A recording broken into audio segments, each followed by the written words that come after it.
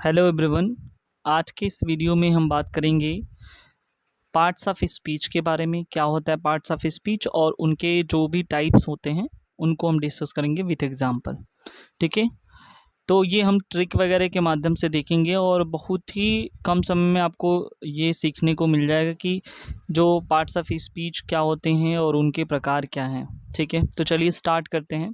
सबसे पहले देखो पार्ट्स ऑफ स्पीच यहाँ पे लिखा हुआ है, तो ये दो पार्ट्स में इसको डिवाइड किया गया, पार्ट्स और एक स्पीच। ठीक है, दो चीज़ें यहाँ पे, एक तो पार्ट्स है और दूसरी स्पीच है। ठीक है, अब देखो पार्ट जो है ना स्टैंड फॉर पार्टीशन, मतलब पार्ट्स को हम ऐसे ध्यान से देख लेते हैं, पार्टीशन को रिलेट करते हैं। और स्पीच यहाँ पे सेंटेंस को जो है दिखा रहा है। तो अब देखो यहाँ पे क्या होता है, पार्टीशन ऑफ अ सेंटेंस, अगर किसी भी सेंटेंस का तुम पार्टीशन कर देते हो, ठीक है, तो उसी को ही बोलते हैं पार्ट्स ऑफ स्पीच। ठीक है, अब जैसे यहाँ पे एग्जांपल देख लो, बबीना हिट्स हर टारगेट। ठीक है, बबीना किसी टारगेट को हिट करती है। तो अब यहाँ पे ये एक सेंटेंस है, बबीना हिट्स हर टारगेट। अब इस सेंटेंस को हम क्या करते हैं, तोड़ते हैं, ब्रेक करते हैं। तो जिन जिन जो जो वर्ड्स में वो ब्रेक हुआ है, ठीक है, उसे ही पार्ट्स ऑफ स्पीच कहते हैं। जैसे यहाँ पे बबीना है, बबीना जो है नाउन है। ठीक है, और फिर और कहाँ नाउन है, यहाँ पे एक टारगेट है, ये भी नाउन है। ये कुछ वर्क कर रही, हिट्स कर रही है, तो doing of work is a verb. Her यहाँ पे एडजेक्टिव है। तो ये सारे मिला करके नाउन, वर्ब, एडजेक्टिव, नाउन, ठीक है, ये सब मिला करके तो ये एक सेंटेंस बना। ठीक है, तो ये जो ब्रेक डाउन करने के बाद, पार्टीशन करने के बाद जो चीज़ें मिल रही हैं उसी को ही हम पार्ट्स ऑफ स्पीच कहते हैं। ठीक है, अब देखो यहाँ पे अगर हम देखें पार्ट्स ऑफ स्पीच को कितने टाइप्स वगैरह के होते हैं, तो यहाँ पे देख सकते हो नाउन है, प्रोनाउन है, एडजेक्टिव है, वर्ब है, प्रीपोजिशन है, एडवर्ब है, कंजक्शन है और इंटरजेक्शन है। तो टोटल 8 टाइप्स के जो है यहाँ पे इसके पार्ट्स मिलते हैं। यहाँ पे अगर हम पार्ट्स ऑफ स्पीच को देखें, यहाँ पे जैसे ये देखो, यहाँ पे ही इज़ अ डेविल। ठीक है, अब यहाँ पे ही इज़ अ डेविल है, अगर इसको ब्रेक करते हैं तो यहाँ पे ये ही क्या है, प्रोनाउन है। जब किसी भी नाउन के प्लेस पे जो है he, she, it, you, we, दे, ये सब लग जाते हैं तो वो क्या होते हैं, प्रोनाउन होते हैं। तो ये देखो यहाँ पे प्रोनाउन है। इस क्या है, यहाँ पे वर्ब है। ए जो है वो एडजेक्टिव भी हो सकता है, यहाँ पे आर्टिकल भी हो सकता है। ठीक है, यहाँ पे आर्टिकल है। डेविल भी यहाँ पे क्या है, डेविल यहाँ पे नाउन है। ठीक है, तो ये चीज़ यहाँ पे, तो यहाँ पे देख सकते हो पार्टीशन हुआ है यूजेस ऑफ वर्ड के अकॉर्डिंग जो है, तो इसको बोलते हैं पार्ट्स ऑफ स्पीच। ठीक है, और यहाँ पे देख सकते हो फिगर ऑफ स्पीच एक होता है। एक पार्ट्स ऑफ स्पीच तो हमने बता दिया। फिगर ऑफ स्पीच यहाँ पे मेटाफोर है, क्योंकि ये telling about us who is figure of sentence. ठीक है, तो ये फिगर ऑफ स्पीच होता है।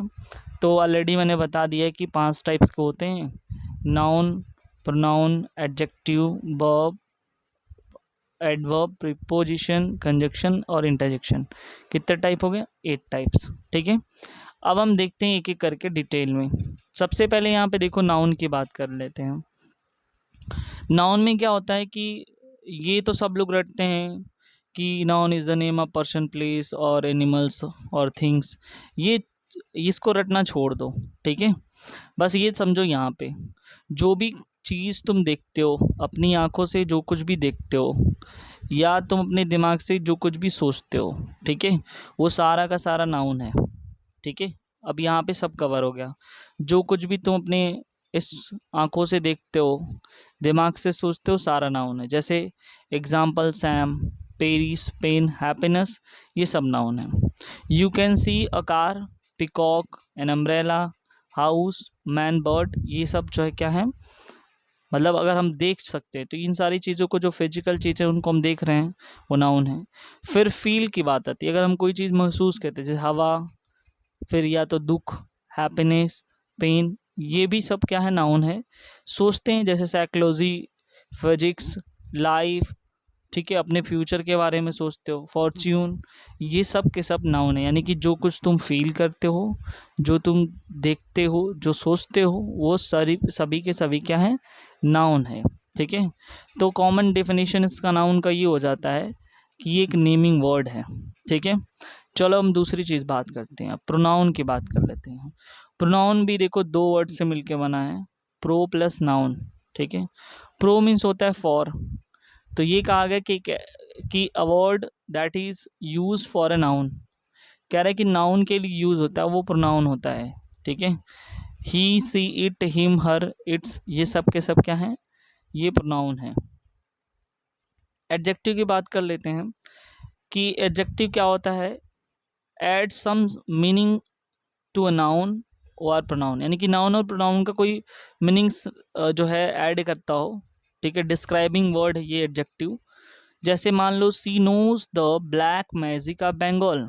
ठीक है, तो ये जो ब्लैक है, ठीक है, वो क्या है, यहाँ पे एडजेक्टिव है। He has lots of lost his money, he has lost his money, यहाँ हिज क्या है, एडजेक्टिव है। You have done Shili mistake, तो यहाँ पे शिली क्या है, यहाँ पे जो है ये एडजेक्टिव है। ठीक है, उसके बाद जो है you must not ignore the poor student, तो यहाँ पे पुअर क्या है, एडजेक्टिव है।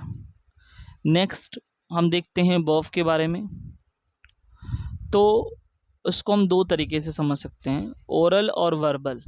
वर्ब मीन्स कि क्या चीज़ कोई कहता है। ठीक है, it means to tell.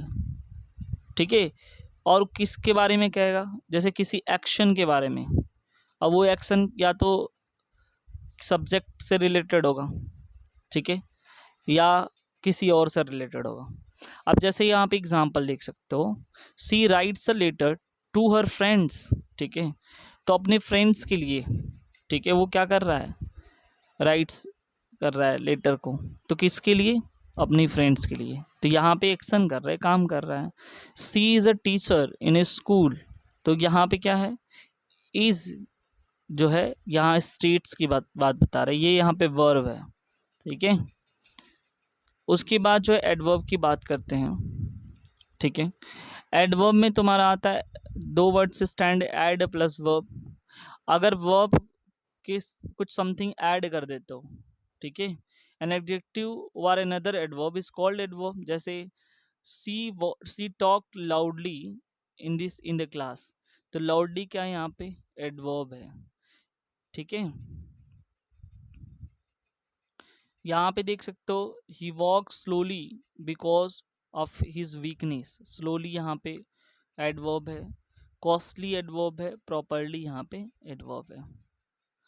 Preposition की बात कर लेते हैं, ये प्रीपोजिशन यहाँ पे दो वर्ड पे स्टैंड है। ये प्री जो है यहाँ पे हम समझेंगे सब्जेक्ट को, बिफोर और बिगनिंग, प्री का मतलब ये भी होता है बिफोर या बिगनिंग, और वो होता है सब्जेक्ट। तो अगर डेफिनेशन देखें इसका, तो preposition shows the position of subject object और relation with the other sentence, तो क्या रिलेशन है उसको हम देखते हैं। तो Sita salts under the sorry sits under the tree, Sita sits under the tree. अब देखो यहाँ पे जो सीता है वो क्या है, सब्जेक्ट है। ठीक है, अब सब्जेक्ट से ही कुछ वो बता रहा है उसका पोजीशन वगैरह, तो अंडर कहाँ पे वो सो रही है या बैठी है, सिट्स बैठी है कहाँ पे, पेड़ के नीचे, तो ये प्रीपोजिशन हो गया। What is the position of the Sita, यहाँ बता रहा है कि पोजीशन सीता का क्या है, तो ये अंडर, तो यहाँ पे ये क्या हुआ, अंडर द ट्री जो है ये हो गया प्रीपोजिशन अंडर।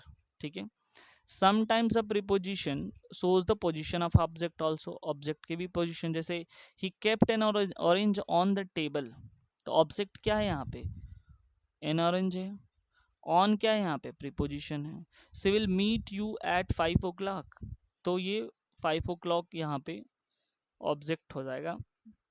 एट क्या हो गया, preposition. The book has been kept in the drawer, तो यहाँ पे नाउन है ड्रॉवर। ठीक है, एक्सेप्शन के केस में ये बता रहा है, और यहाँ पे इन क्या है, ये लगा हुआ है preposition. She advised us and went on, तो प्रीपोजिशन यहाँ पे लगा हुआ है। ठीक है, एग्जाम्पल देख सकते हो यहाँ पे। और कुछ, the book has been kept under the table. यहाँ पे अंडर क्या है, ये प्रीपोजिशन है, और ये क्या है, सब्जेक्ट है। ठीक है, प्री यहाँ पे क्या है, द बुक है, और अंडर द टेबल ये प्रीपोजिशन यहाँ पे है।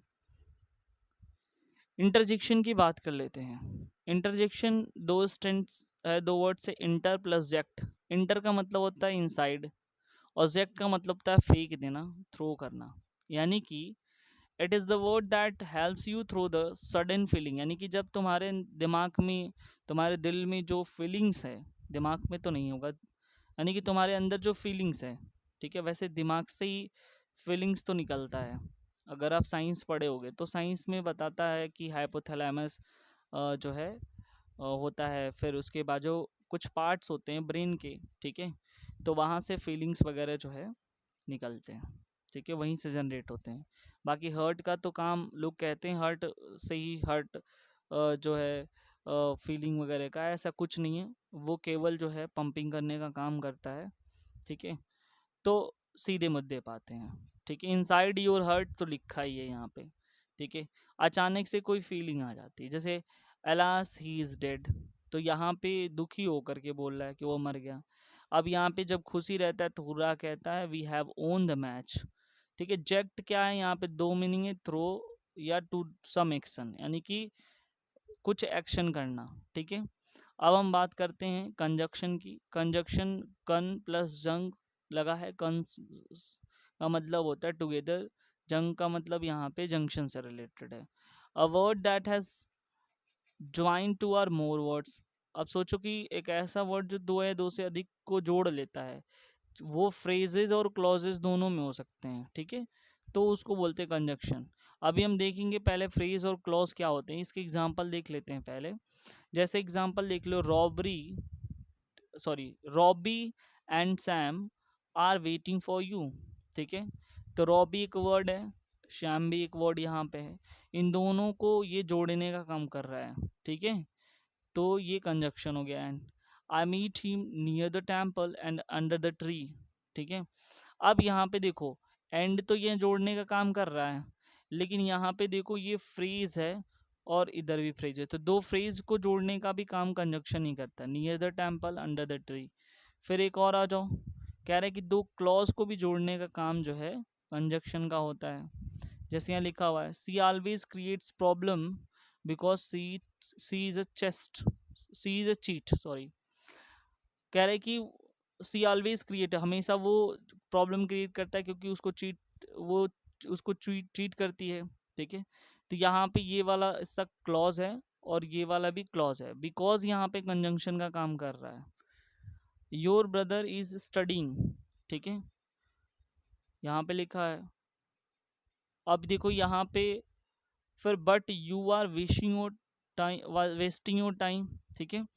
अब देखो यहाँ पे कह रहे हैं कि तुम्हारा भाई तो पढ़ रहा है लेकिन तुम जो है अपना समय बर्बाद कर रहे हो। तो अब यहाँ पे ये लिखा योर ब्रदर इज स्टडिंग, जो है ये एक सेंटेंस है, ठीक है।